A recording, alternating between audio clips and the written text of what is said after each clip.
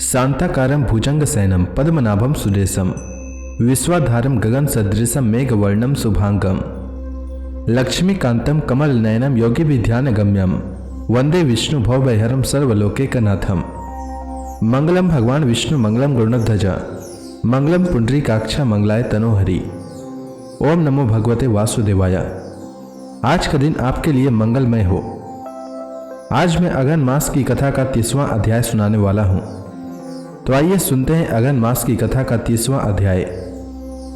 जन्मेजय जी ने वैशंपायन जी से आगे कहा, भगवान, मैं अब पुरुवंश की यशस्वी राजाओं की वंशावली सुनना चाहता हूँ। मैं जानना चाहता हूँ कि इस वंश में शील शक्ति अथवा संतान से हीन कोई भी राजा नहीं हुआ है।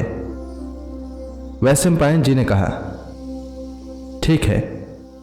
महर्षि द्वैपायन ने मुझे आपके वंश का वर्णन सुनाया था, मैं उसे सुनाता हूं। दक्ष से अदिति, अदिति से विवस्वान, विवस्वान से मनु, मनु से इला, इला से पुरुरवा, पुरुरवा से आयु, आयु से नहुस, और नहुस से ययातिका का जन्म हुआ। ययातिका की 2 पत्नियां थी, देवयानी और समृष्ठा। देवयानी के 2 पुत्र थे, यदु और तुर्वसु। शर्मिष्ठा के 3 पुत्र थे, द्रयु, अनु और पुरु।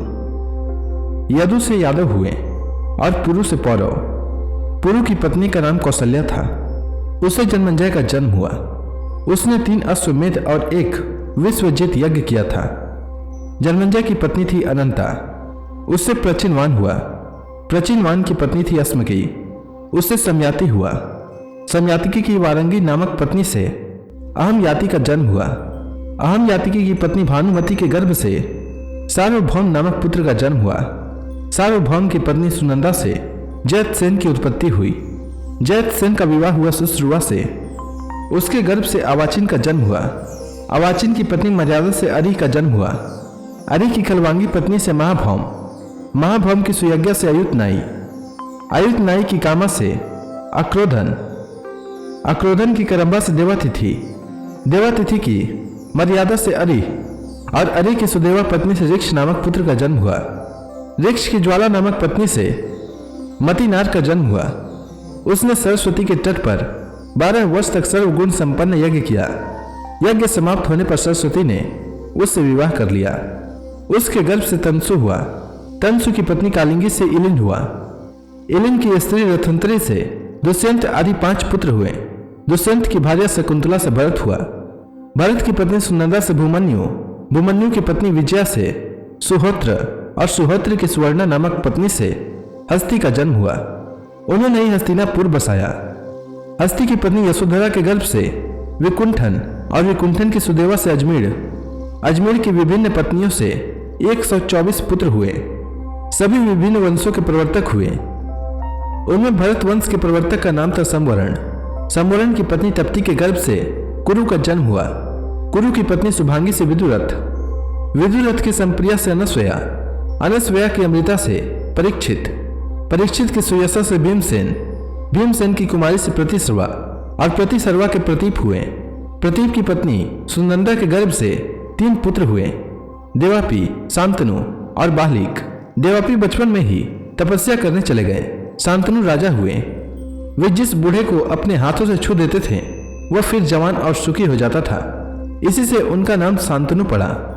शांतनु का विवाह भागीरथी गंगा से हुआ था, जिससे देवव्रत का जन्म हुआ। वे जगत में भीष्म के नाम से प्रसिद्ध हैं। भीष्म ने अपने पिता की प्रसन्नता के लिए सत्यवती के साथ उनका विवाह करा दिया था। उसके गर्भ से विचित्रवीर्य और चित्रांगद 2 पुत्र हुए।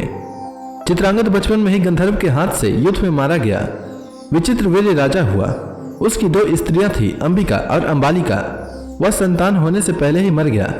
उसकी माता सत्यवती ने सोचा कि अब तो दुष्यंत के वंश का उच्छेद हुआ। उसने व्यास का स्मरण किया और उनके आने पर कहा कि तुम्हारे भाई विचित्रवीर्य बिना संतान के ही मर गया, तुम उसकी वंश रक्षा करो। व्यास जी ने माता की आज्ञा स्वीकार कर अंबिका से धृतराष्ट्र, अंबालिका से पांडु और उनकी दासी से विदुर को उत्पन्न किया। व्यास जी के वरदान से धृतराष्ट्र के 100 पुत्र हुए। उनमें 4 प्रधान थे, दुर्योधन, दुशासन, विकर्ण और चित्रसेन।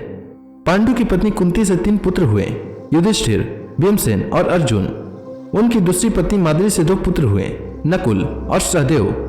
द्रुपद राज की पुत्री द्रौपदी से 5 का विवाह हुआ। द्रौपदी के गर्भ से 5 पांडवों के क्रमशः प्रतिविंध्य, श्रुतसोम, श्रुतकीर्ति, शतानीक और श्रुतकर्मा का जन्म हुआ। युधिष्ठिर की एक और पत्नी थी, उसका नाम था देविका। उसके गर्भ से योधेय हुआ। भीमसेन ने काशी राज की कन्या बलंधरा से सवर्ग नामक पुत्र उत्पन्न किया। अर्जुन ने भगवान श्री कृष्ण की बहन सुभद्रा से विवाह करके अभिमन्यु नामक पुत्र उत्पन्न किया। वह बड़ा गुणवान और भगवान श्री कृष्ण का प्रीति पात्र था। नकुल की पत्नी करेणुमति से निर्मित्र और सहदेव की पत्नी विजया के गर्भ से सुहोत्र का जन्म हुआ। भीमसेन के इससे पहले हिडिंबा के गर्भ से घटोत्कच नामक पुत्र पैदा हो चुका था। इस प्रकार पांडव के 11 पुत्र हुए, परंतु वंश का विस्तार अभिमन्यु से ही हुआ। इनके अतिरिक्त अर्जुन के 2 पुत्र और थे, उलूपी से इरावन और चित्रांगदा से बब्रुवाहन।